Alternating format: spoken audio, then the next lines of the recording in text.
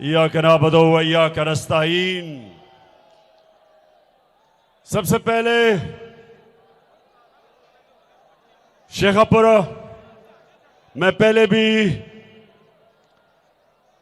चंद महीने पहले election campaign पे आपके पास आया था और मैं सबसे पहले आपका शुक्रिया अदा करता हूं कि आपने भरपूर तरीके से हमें कामयाबी दी। अब इतवार को इलेक्शन हमारे मियां अबू बकर इंशाअल्लाह आपकी जद्दोजहद और आपकी कोशिशों से मुझे ये उम्मीद है कि फिर से इतवार को आप हमें कामयाबी देंगे। अब शेखपुरा अभी नहीं शेखपुरा डिस्ट्रिक्ट में शरकपुर अभी नहीं। यहां अभी आपने शोर नहीं करना जब तक मैं अपनी पैगाम ना दे चुकूं अपने लोगों को। और मैं आप खास तौर पे अपनी बहनों को यहां खुशामदीद कहता हूं और आपको आपकी शिरकत पे इस जलसे में खराज तहसीन आपको पेश करता हूं। अच्छा शेखपुरा शरकपुर, सबसे पहले आपने इस चीज को समझना है कि यह अब इलेक्शन नहीं है, यह इलेक्शन पाकिस्तान की हकीकी आजादी की जंग का हिस्सा है। इस वक्त हमारे मुल्क के ऊपर जिस तरह के बड़े बड़े मुजरिमों को हमारे ऊपर मुसल्लत कर दिया गया है और ये मुजरिम आते साथ ही जो पैसा इन्होंने मेरी कौम से चोरी किया था, ये मुजरिम आते साथ ही एनआरओ लेके वो पैसा माफ करवा रहे हैं। पैसा आपका 1100 अरब रुपया ये मुजरिम कानून बदल के नैब के ये माफ करवा रहे हैं। एक तरफ कौम का लूटा हुआ पैसा, चोरी किया हुआ पैसा, जिसमें से ज्यादातर इन्होंने चोरी करके मुल्क से बाहर भेज दिया, डॉलर लेके हुंडी हवाले से बाहर पैसा भेज दिया, जो पैसा कौम का था। शेखपुरा चोरी और करप्शन में फर्क सारी कौम को कहता हूं कि इसके अंदर फर्क करना सीखो। चोरी इंसानों की होती है, हमारे घरों में चोर आता है, चोरी कर जाता है, डाकू आता है, घर में डाका मार जाता है, नुकसान उस घर को होता है। लेकिन करप्शन, कौम का पैसा चोरी होता है, वो पैसा जिससे स्कूल, अस्पताल, कॉलेज, यूनिवर्सिटी बननी, सड़कें बननी होती,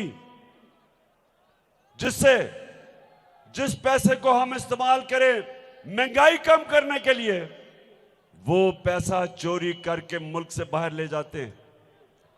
करप्शन मुल्कों को तबाह कर देती है। शेखपुरा मैं 26 साल से करप्शन के खिलाफ जिहाद कर रहा हूं। ये दो खानदान जो 30 साल से मुल्क को लूट रहे हैं, बारियां ले रहे हैं, चोरी करते हैं, पकड़ने लगते हैं, मुल्क से बाहर भाग जाते हैं, बाहर बैठ के डील करते हैं, एनआरओ लेते हैं। मुशर्रफ से एनआरओ लिया, उसने करप्शन केस माफ किए, वापस आ गए, फिर मुल्क लूटा। 10 साल इन्होंने 2008 और 18 के बीच में फिर लूटा मुल्क। 4 गुना पाकिस्तान का कर्जा बढ़ा, 6,000 अरब डॉलर से 6,000 अरब रुपए से पाकिस्तान का कर्जा गया 30,000 अरब रुपए।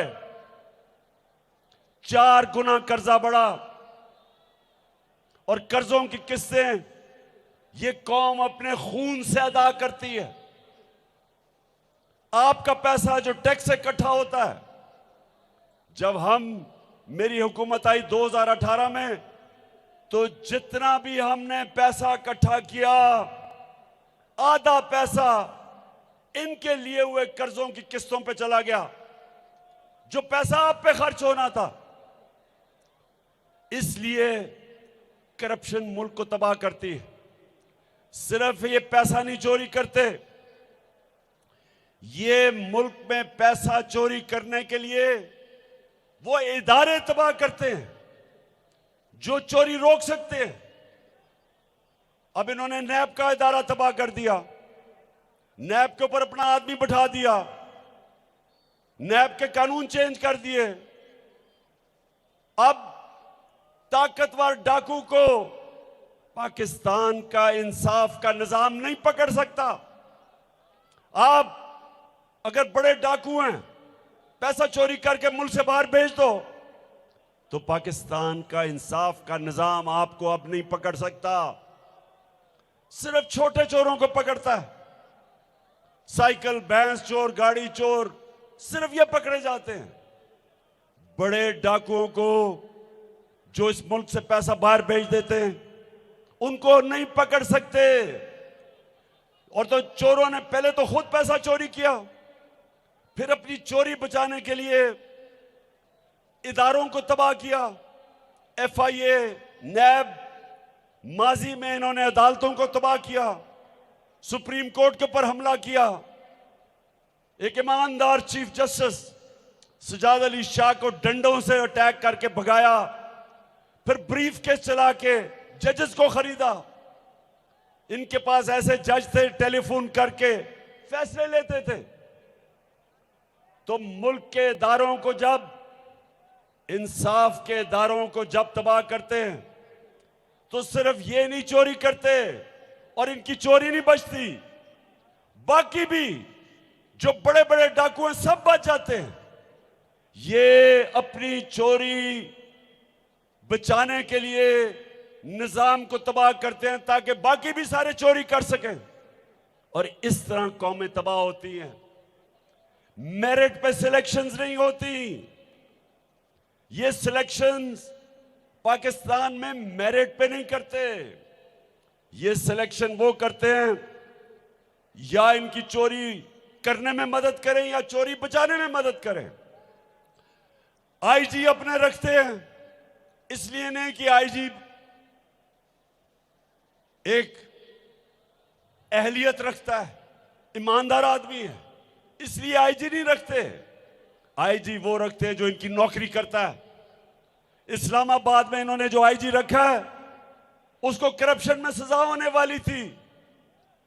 लाहौर सेफ सिटी में करप्शन में सजा होनी थी, उसको इन्होंने इस्लामाबाद का IG इसलिए बनाया कि उसके जरिए हमारे ऊपर झूठे केसेस और तशद्दुद करेगा। ये नैब का हेड इसलिए नहीं बनाते कि वो इस मुल्क में चोरी रोकेगा, वो इनके करप्शन के केस खत्म करवाएगा, इसलिए रखते हैं। FIA का हेड इसलिए नहीं रखते कि वो मुल्क में चोरी रोकेगा। FIA का हेड इसलिए रखा हुआ है कि सबसे पहले शहबाज शरीफ के जो अरबों रुपए, 16 अरब के FIA के केस थे, जो नौकरों के नाम पे इन्होंने 16 अरब रुपया लिया था, जिसमें 4 इनके गवाह, 4 जो फैक्ट्री में करने वाले गवाह थे जिन्होंने पैसा लिया, वो मर चुके हैं। जब से ये आए हैं वो मर गए हैं, सब हार्ट अटैक से मर गए हैं। कभी पता चलवाओ कि क्या हुआ, कि सारों को ही हार्ट अटैक हो गया, मकसूद चपड़ासी को भी हार्ट अटैक हुआ।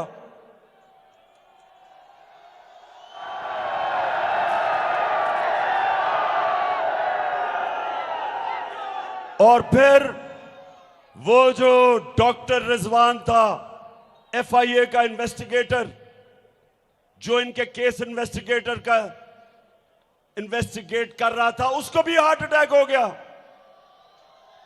वो भी गया। तो सारी अरबों रुपए की चोरी शहबाज शरीफ और इसके बेटों की, सबके ऊपर पानी फिर गया।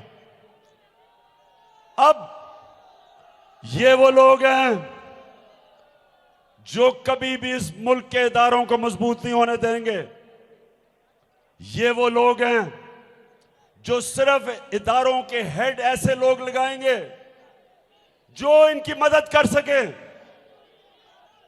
ना ये कभी जज सही लगाएंगे, ना ये कभी सही आईजी लगाएंगे, ना एफआईए का हेड, ना नैब, ना आर्मी चीफ। ये हर वो आदमी को लगाएंगे जो इनकी मदद करेगा।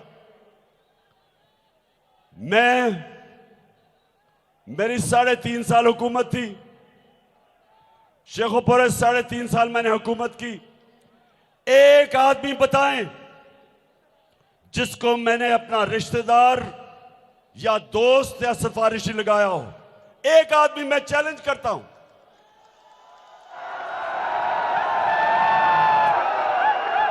क्योंकि शेखोपुरा मैंने चोरी नहीं करनी, मुझे अपनी करप्शन नहीं छुपानी, मैंने कानून नहीं तोड़ना।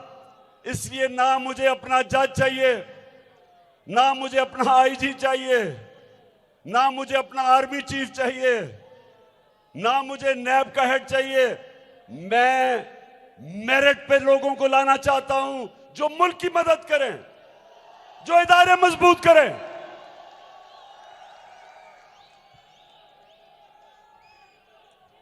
और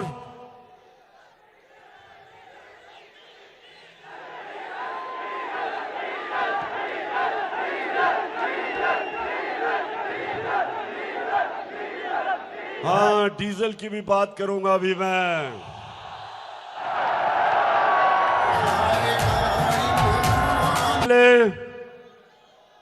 सारा शेखोपुर ये स्क्रीन देख रहे हो, ये वाली मुझे तो नहीं नजर आ रही। अच्छा, ये आप स्क्रीन देखें। अच्छा, मैं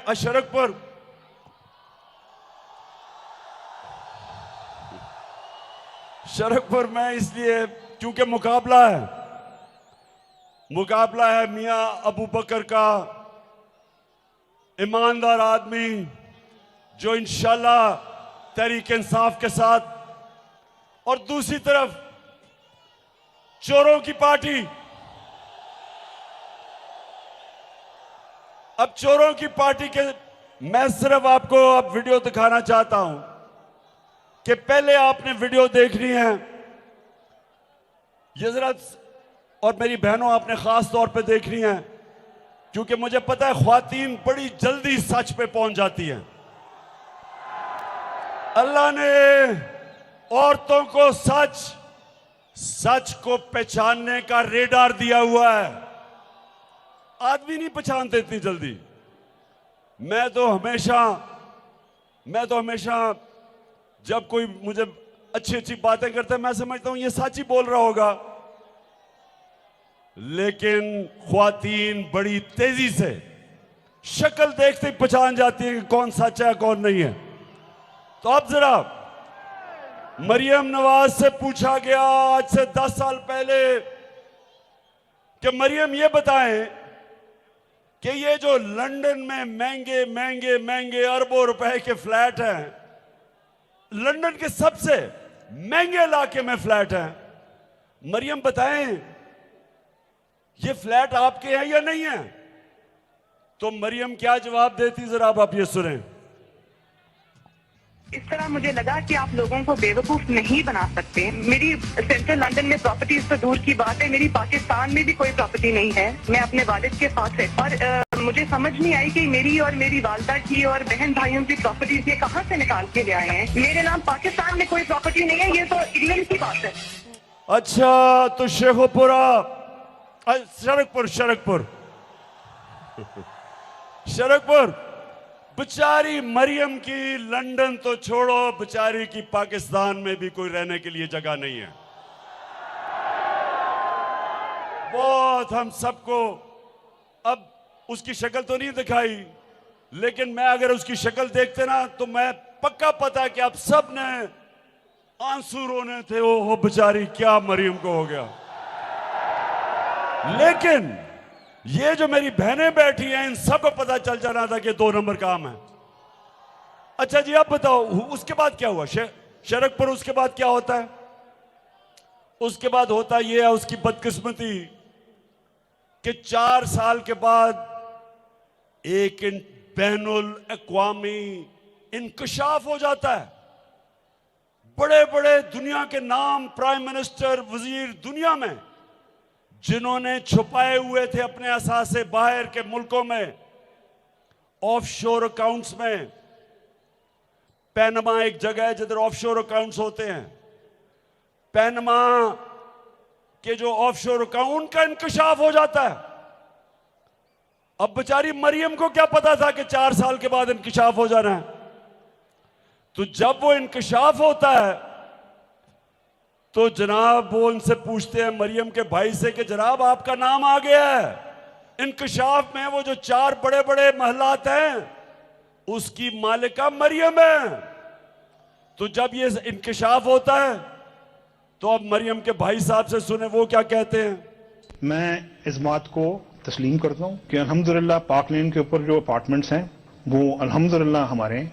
मैं इस बात को तस्लीम करता हूँ कि उनको ऑफशोर कंपनीज नेस्कॉल लिमिटेड और नीलसन लिमिटेड जो है उनको ओन करती हैं।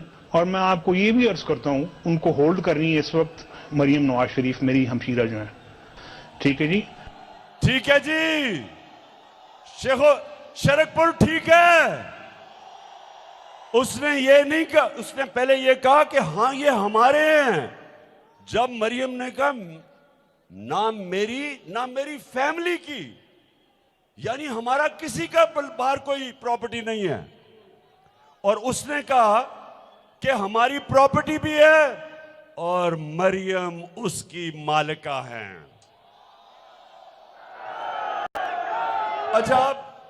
अच्छा, जब मरियम को यह पता चला कि ओहो ये तो हो गया, अब कौम पूछ रही है पैसा किधर से आया।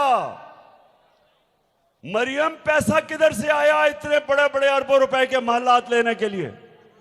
तो जब उससे यह पूछा, अब मरियम तो नहीं कह सकती थी कि मेरे बाप ने चोरी करके पैसा मेरे नाम पे किया था, प्रॉपर्टी ली थी। अब ये तो नहीं कह सकती थी क्योंकि नवाज शरीफ के पास तो पैसा उसने अपने असासों में दिखाया ही नहीं था।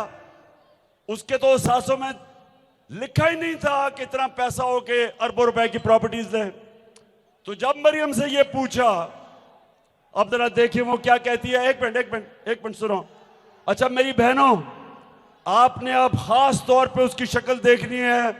जब वो कह रही है, अब वो ये कहेगी कि अब बाप का तो नहीं नाम ले सकती थी, तो कहती मेरे दादा बहुत अमीर आदमी थे, उनके पैसा आया। अब उसने क्यों कहा दादा, अपनी तरफ से बड़ी अक्लमंद हो रही थी कि दादा तो अल्लाह को प्यारी हो चुके हैं, तो उससे तो किसने नहीं पूछना। लेकिन जरा उसकी जरा गौर से शक्ल देखें, किस एतमाद से वो झूठ बोल रही है, जरा ये देखें आप। हसन हुसैन के पास आज जो भी है वो एक अरबपति दादा के पोते हैं। उस अरबपति दादा के पोते हैं जो 1960s और 70s में पाकिस्तान का अमीर तरीन इंसान था। डायरेक्टली बच्चों को ट्रांसफ़र हुआ। सुन लिया कि दादा अरबोपति हमारा दादा, अब तो वो दुनिया में है नहीं, लेकिन वो खुद ही बता देता मैं कितना अरबोपति हूं। तो उसने डर, वो बेचारे गोल मोल नवाज शरीफ के ऊपर से डायरेक्ट बच्चों को पैसा दे दिया, तो इसलिए हमने ये फ्लैट खरीदे हैं। अब मरियम का जो दादा था वो शहबाज शरीफ का बाप था। क्यों, मरियम का दादा शहबाज शरीफ का बाप है ना, यह था यानी के। तो अब दादा जान मरियम कह रही है अरबोपति है। अब जरा सुने शहबाज शरीफ क्या कह रहा है। मेरे खानदान को 22 खानदानों में शुमार नहीं होता था। मुझे इसके ऊपर बाइसे फख्र है कि मेरे वालिद का ताल्लुक एक गरीब किसान के घराने से था। हिंदुस्तान से वो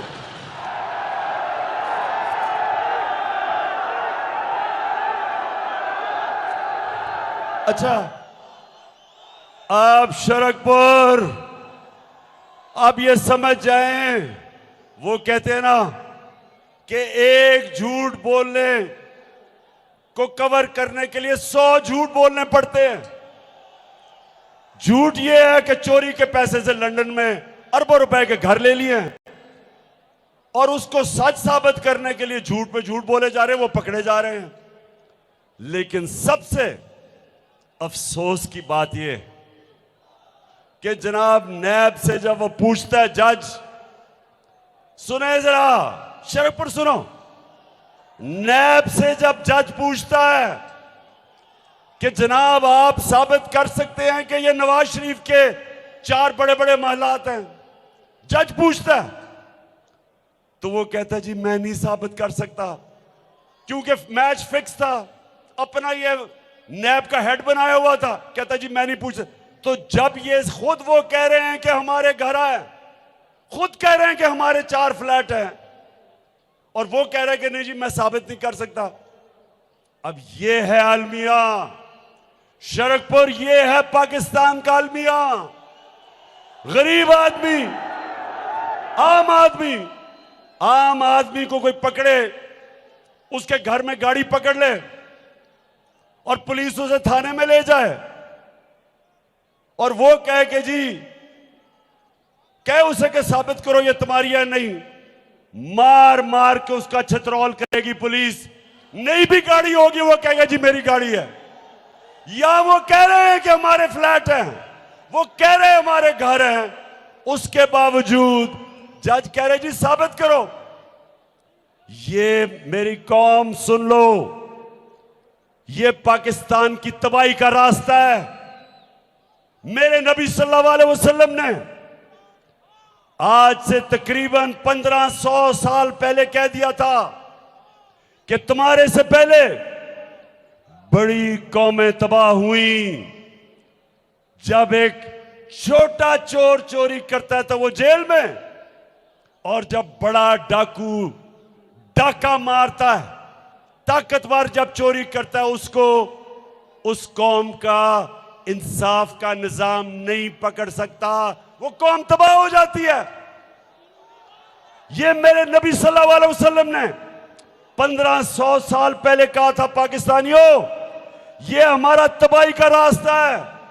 सारे डाकू ऊपर आके बैठ गए हैं, मुल्क को लूट रहे हैं। अजान हो जाए उसके बाद में